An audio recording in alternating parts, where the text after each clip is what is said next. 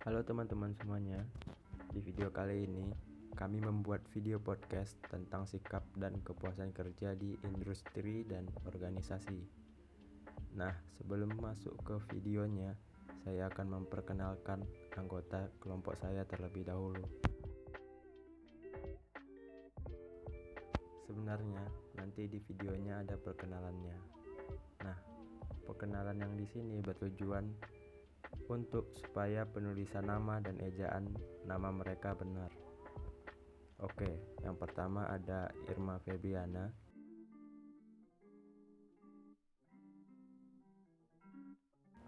Irma di sini tugasnya sebagai moderator, sekaligus penanya pada video kali ini.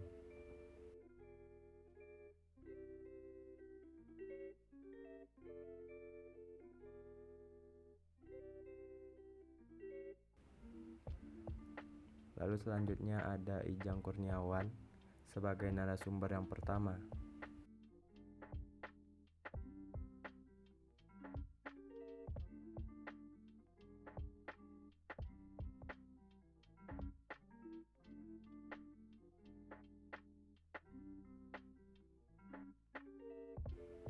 Lalu ada M. Rizal Awing sebagai narasumber kedua.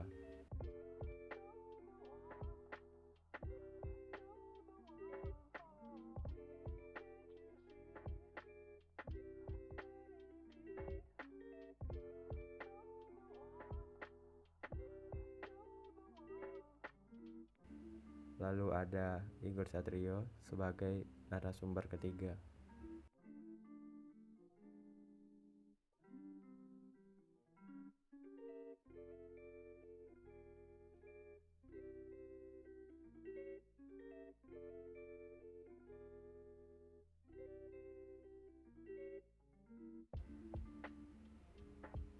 Nah, kita akan membahas sedikit mengenai sikap dan kepuasan kerja.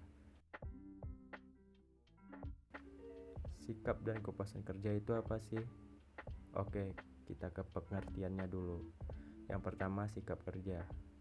Sikap kerja itu merupakan sebuah tindakan yang akan diambil karyawan dan kewajiban yang harus dilaksanakan sesuai dengan tanggung jawab yang hasilnya sebanding dengan usaha yang dilakukan karyawan tersebut.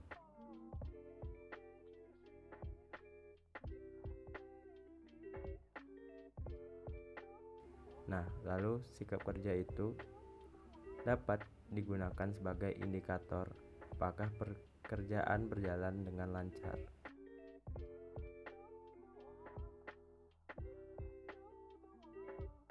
Nah, sedangkan kepuasan kerja merupakan sikap positif tenaga kerja terhadap pekerjaannya yang timbul berdasarkan penilaian terhadap situasi kerja. Penilaian tersebut dapat dilakukan terhadap salah satu pekerjaannya. Penilaian dilakukan sebagai rasa menghargai dalam mencapai salah satu nilai-nilai penting dalam pekerjaan.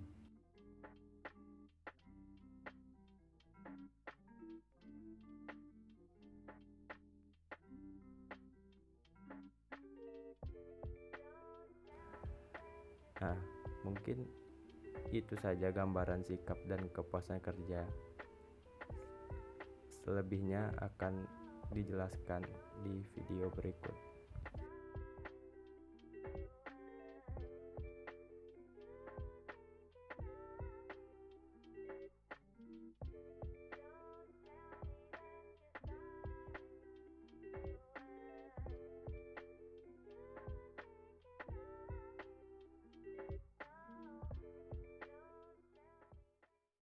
Assalamualaikum warahmatullahi wabarakatuh. Oke teman-teman, di sini kita mahasiswa dari Universitas Cendekia Mitra Indonesia akan membuat podcast dari mata kuliah Psikologi Industri dan Organisasi tentang sikap dan kepuasan kerja. Nah, sebelumnya perkenalkan, nama saya Irma Febriana selaku moderator yang akan menggiring kegiatan kita hari ini nih soal podcastnya. Nah, saya nggak sendirian, saya bersama teman-teman pemateri. Yang pertama ada Ijang. Hai. Yang kedua ada Rizal. Halo. Dan yang terakhir ada Rio. Halo. Nah, sebelum kita bahas-bahas lebih jauh nih soal pertanyaan dari podcast itu sendiri, perlu teman-teman ketahui ya bahwasanya pembahasan kita kali ini berhubungan dengan ranah psikologi industri dan organisasi yang mana berfokus pada lingkup pekerjaan atau perusahaan, seperti itu ya. Kalau gitu langsung kita mulai ke pertanyaan pertama. Baik, kita masuk pertanyaan pertama ya teman-teman. Nah, aku mau tanya nih, menurut kalian apa sih sikap kerja itu? Aku pengen tahu nih dari segi pengertian ataupun definisinya. Gimana nih buat teman-teman?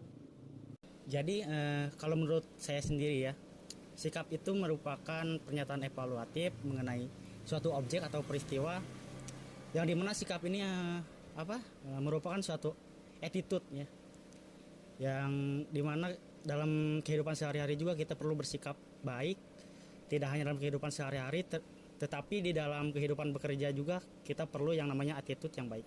Oke, jadi menurut pendapat saya sendiri nih ya, sikap kerja itu kita dapat diartikan sebagai sebuah kepercayaan dan perasaan yang dimiliki oleh seseorang mengenai gagasan, situasi, dan orang-orang tertentu yang akan mempengaruhi perilaku mereka. Mungkin seperti itu. Oke, tadi kan sudah dijawab ya oleh teman saya yang berdua. Nah, itu kan dari sudut pandang mereka. Nah, sekarang saya akan menyampaikan atau menjelaskan menurut ahli yang bernama Moorhead dan Griffin pada tahun 2013. Mereka menyatakan bahwa sikap kerja merupakan sekumpulan kepercayaan dan perasaan yang dimiliki oleh seseorang mengenai ide dan situasi tertentu mengenai orang lain. Oh, jadi pengertian dari sikap kerja itu seperti itu ya. Luar biasa banget ternyata dan banyak banget pemaparannya. Terus setelah kita pahami ya soal pengertian dari sikap kerja, apa aja sih komponen atau hal-hal yang mempengaruhi sikap kerja itu sendiri? Soalnya dari yang aku baca itu kan kalau nggak salah ada beberapa ya. Ada yang bisa bantu menjawab mungkin? Berbicara mengenai komponen sikap kerja, di dalam komponen sikap kerja ini mungkin ada 3 komponen ya. Ada kognitif, afektif, dan perilaku. Di sini saya mungkin akan menjelaskan satu komponen yaitu kognitif, yang dimana kognitif itu merupakan keyakinan, yang dimana keyakinan ini merupakan sebuah kemampuan individu untuk menggunakan proses berpikir mereka dan penalaran yang tepat untuk menyelesaikan pekerjaannya. Yang dimana komponen kognitif ini atau keyakinan ini dimiliki seorang individu yang mungkin memiliki keyakinan positif terhadap pekerjaannya atau pekerjaan mereka, yang dimana seperti percaya bahwa pekerjaan mereka memiliki arti dan memberikan kontribusi yang berharga terhadap perusahaan tempat mereka bekerja. Kemudian mungkin untuk komponen sikap kerja yang berikutnya bisa dijelaskan oleh teman-teman saya. Nah, tadi kan sudah dijelaskan oleh teman saya apa itu kognitif atau keyakinan. Terus saya akan melanjutkan komponen sikap kerja, afektif atau perasaan. Perasaan, emosi, dan afeksi yang dialami oleh seseorang dalam melakukan pekerjaannya. Nah, contohnya itu seperti seseorang yang merasa senang atau bersemangat ketika mereka melakukan pekerjaan yang mereka sukai atau juga mereka senangi. Oke, komponen kerja kan ada 3. Nah, tadi yang 2 udah disampaikan oleh rekan-rekan saya. Nah, saya akan menyampaikan yang ketiga. Nah, yang ketiga ini berhubungan erat dengan yang pertama dan kedua. Tadi yang pertama kan ada kemampuan kognitif ya. Nah, tadi kan kemampuan kognitif itu kan kemampuan individu untuk menggunakan proses berpikir dan nalar ya. Nah, dari berpikir dan nalar tadi muncul ide, lalu timbullah tindakan, perilaku yang akan dilakukan. Lalu hubungannya yang sama yang kedua itu yang sama afeksi. Afeksi tadi kan perasaan ya. Nah, terus misalnya sebagai contoh, misalnya kita merasa senang. Nah, perilaku yang kita timbul atau yang muncul itu kan misalnya kita senang dalam bekerja, jadi kita lebih semangat, tindakan kita atau lebih kerja lebih baik, lebih rajin. Mungkin begitu sih menurut saya. Nah, tadi kan kita udah tahu ya soal macam-macam dari sikap kerja itu sendiri. Terus aku tuh penasaran, adakah pengukuran sikap kerja yang mempengaruhi sikap kerja itu sendiri? Kalau nggak salah kan ada 3 ya. Nah, bisa teman-teman bantu jelaskan dan sebutkan? Mengenai pengukuran sikap kerja, nah, kan tadi Irma menanyakan 3 ya. Tetapi dari 3 pengukuran sikap kerja tersebut, nah, semuanya itu saling berhubungan satu sama lainnya, yang dimana mungkin kalau bisa digambarkan itu sebuah bagan siklus, yang dimana semuanya dipacu dari pertama kepuasan kerja, kemudian ke sikap kerja, dan dari sikap kerja ke komite karyawan. Bisa juga dari kepuasan kerja ke komitmen karyawan, lalu ke kepuasan kerja itu sendiri. Nah, seseorang yang memiliki kepuasan kerja cukup tinggi, nah, mereka cenderung bersikap baik atau gimana ya? Ya, baik terhadap perusahaan tempat mereka bekerja itu sendiri. Nah, dari sikap kerja itu juga, jika seseorang memiliki sikap kerja yang baik, mungkin mereka berkomitmen untuk lebih lama tinggal di perusahaan itu sendiri.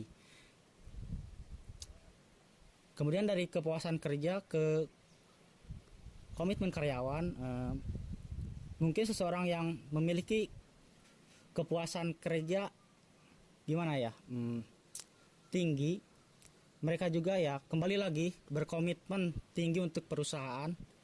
Mereka cenderung tidak untuk pindah-pindah perusahaan. Jadi mereka menetap di perusahaan tersebut dalam jangka waktu yang lama. Nah, jika seseorang memiliki komitmen yang tinggi terhadap perusahaannya, nah, kembali lagi mungkin mereka memiliki sikap kerja yang begitu baik atau mungkin bisa dibilang loyal terhadap perusahaan tempat mereka bekerja tersebut.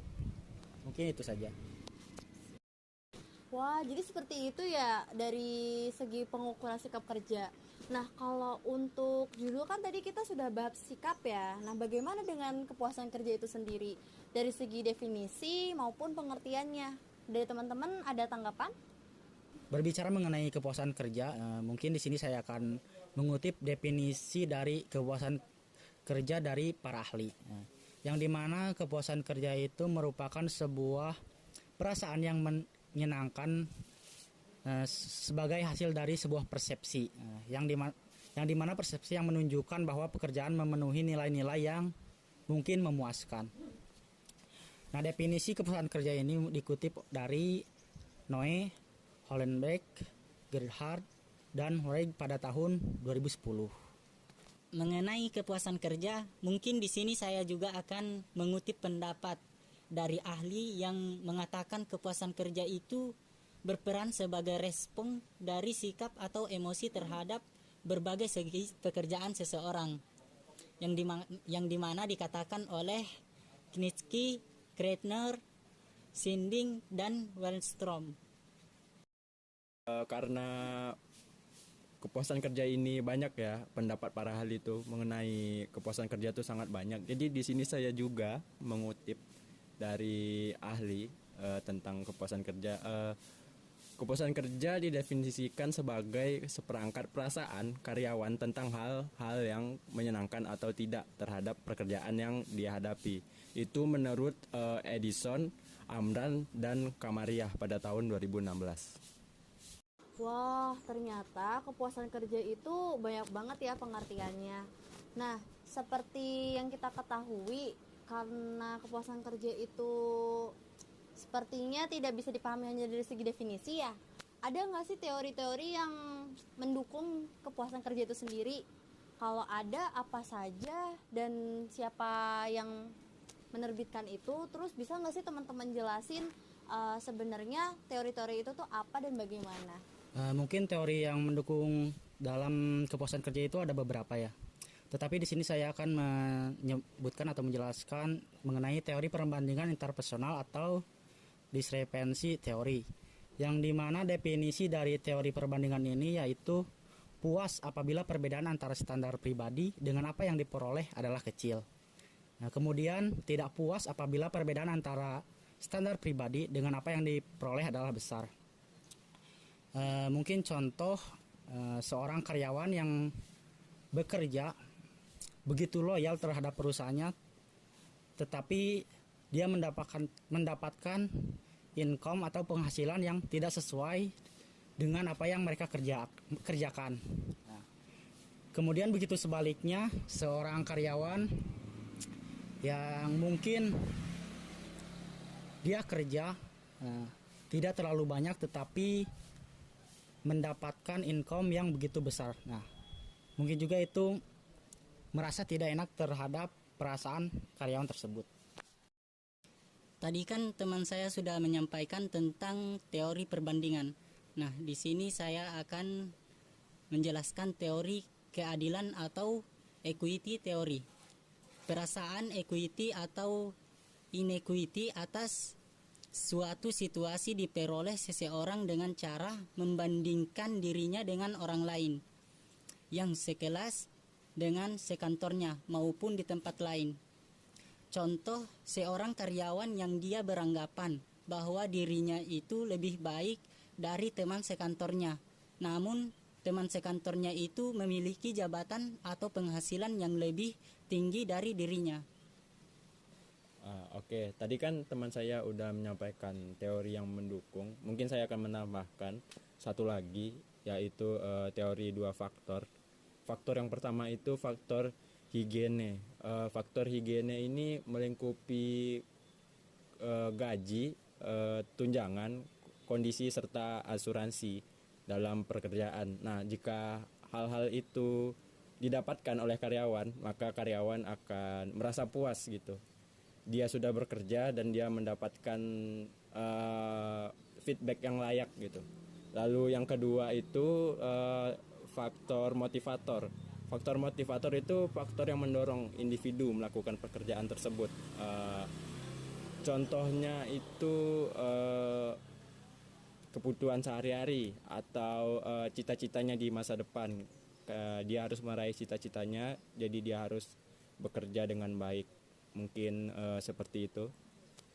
Nah, setelah tadi teman-teman paparin ya soal teori, aku jadi penasaran, ada nggak sih faktor yang mempengaruhi kepuasan kerja itu sendiri? Kalau ada apa aja, bisa bantu jawab nggak? Nah, faktor yang mempengaruhi kepuasan kerja mungkin di sini saya akan mengambil faktor psikologis. Nah, yang dimana faktor psikologis ini mencakup minat, bakat, dan keterampilan sikap terhadap pekerjaan serta ketentraman dalam bekerja. Misal contoh dalam faktor psikologis ini mungkin ketika saya bekerja sesuai minat, bakat, dan keterampilan atau passion saya dalam pekerjaan tersebut, mungkin saya akan melakukan pekerjaan tersebut dengan enak, tenang, dan sepenuh hati yang mungkin akan mendapatkan kepuasan kerja itu sendiri. Terus sebaliknya, jika saya bekerja tidak dengan minat, bakat, dan keterampilan yang saya miliki, mungkin dalam bekerja tersebut saya akan mendapatkan tekanan yang begitu berat. Karena apa ya? Karena mungkin saya merasa saya tidak melakukan mungkin saya merasa saya tidak bisa melakukan terhadap pekerjaan tersebut. Karena pekerjaan tersebut itu tidak sesuai minat, bakat, dan keterampilan yang saya miliki. Mungkin itu saja. Oke, tadi kan sudah dijelaskan oleh teman saya faktor yang mempengaruhi kepuasan kerja atau faktor secara psikologis. Nah, sekarang faktor sosial yang dimana hubungan interaksi sosial yang baik, hubungan dengan atasan maupun rekan kerja. Terus faktor fisik, aspek lingkungan, suhu, udara, terus penerangan. Oke, tadi kan sudah disampaikan oleh teman saya ya. Kalau nggak salah tadi 3, ada psikologis, sosial, sama fisik. Nah, saya akan menyampaikan satu lagi yang terakhir, itu faktor finansial. Faktor finansial itu meliputi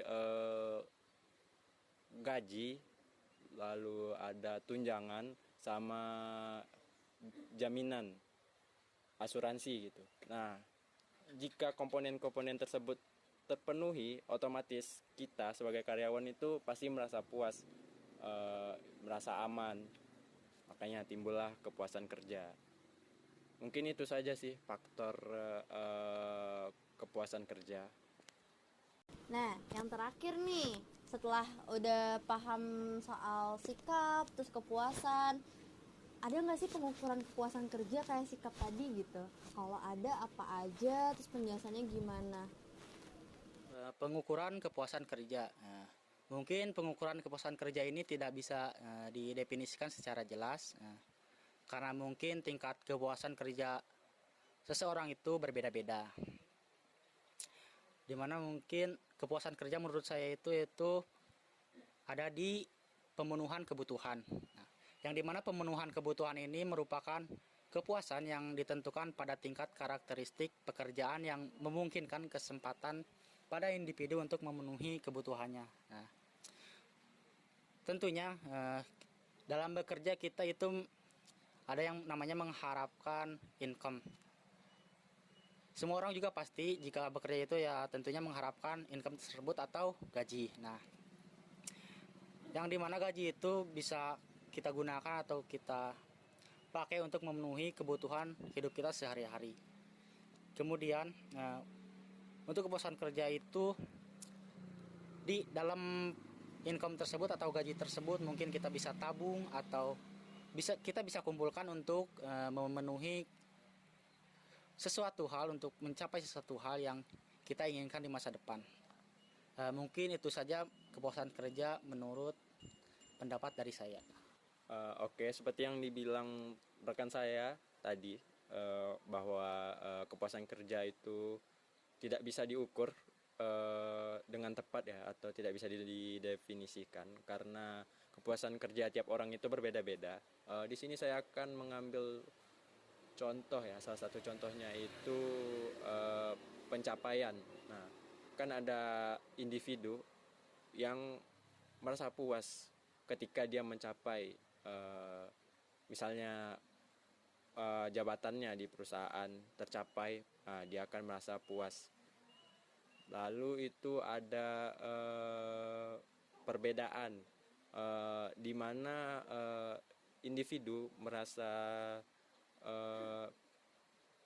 puas dengan apa yang diberikan oleh perusahaan. Misalnya perusahaan ini memberi income sesuai dengan kemampuan dia, dan juga ada beberapa kasus karyawan yang mengeluh dia sudah bekerja secara maksimal namun income yang dia dapat tidak sesuai. Mungkin itu saja, dilanjutkan oleh teman saya. Tadi kan rekan saya sudah menyampaikan mengenai pengukuran kepuasan kerja menurut pendapat mereka masing-masing. Nah, di sini mungkin saya akan menambahkan sedikit tentang pengukuran kepuasan kerja menurut pendapat saya, yaitu ada keadilan. Kepuasan merupakan fungsi dari beberapa adil individu diperlukan di tempat kerja. Nah, mungkin seperti seseorang karyawan yang dilakukan adil atau setara dengan karyawan lainnya, tidak dibeda-bedakan dalam hal apapun. Terus yang kedua, komponen genetik. Kepuasan kerja sebagaimana merupakan fungsi dari sifat pribadi dan faktor genetik. Mungkin seperti yang sudah rekan saya katakan tadi, bahwa tingkat kepuasan individu itu tidak bisa diartikan secara jelas, karena tingkatan kepuasan kerja setiap orang itu berbeda-beda. Mungkin cuman seperti itu. Terima kasih. Nah, itu dia yang telah kami bahas mengenai sikap dan kepuasan kerja.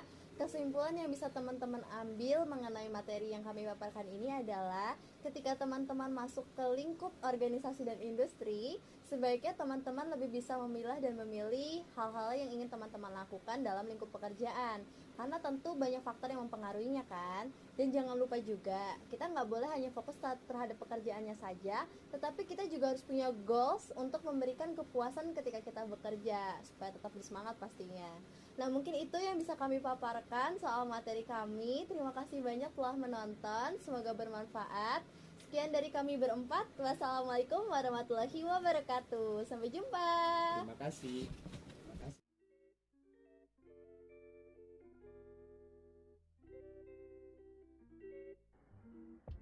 kasih buat yang sudah menonton video ini sampai habis. Di sini kami mohon maaf sebesar-besarnya atas semua kekurangan di video ini. Karena ini pembahasan video podcast pertama kami. Jadi mohon dimaklumi jika banyak kekurangannya. Dan kami juga ingin berterima kasih kepada Bapak Roy Gustaf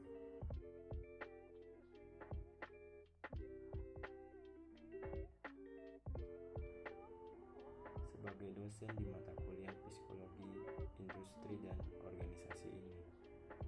Dan terima kasih juga kepada Bapak Ali yang sudah memperbolehkan kami untuk membuat video ini di halaman depan rumahnya. Dan kami juga berterima kasih kepada penduduk sekitar yang sangat ramah dan kooperatif ketika lewat di depan kami melambatkan kendaraannya sehingga suara kendaraannya tidak masuk ke dalam video. Dan terakhir, kami berterima kasih kepada semua anggota kelompok kami yang sudah bekerja keras dan bekerja sangat baik untuk membuat video ini. Mungkin itu saja isi video kali ini. Sekali lagi kami mohon maaf sebesar-besarnya atas kekurangan video ini.